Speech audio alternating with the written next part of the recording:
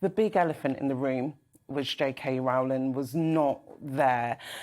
Producers of this reunion say, you know, they had sufficient footage of her from 2019 in interviews, but, you know, a lot of hearsay is, you know, she's been quite controversial with her views on the trans community. So people are like, is that why she wasn't, you know, featured in there? And a lot of the cast have been open, objectifying against her and her thoughts about it.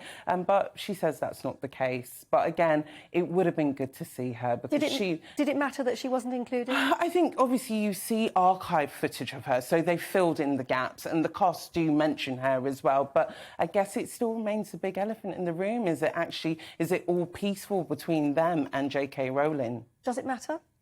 I think it does, because I think it's been quite a big talking point over the past few months where you can't hear JK Rowling's name now without, you know, her views on the trans community and stuff. And it's almost ineffectively been like she's been cancelled for such views.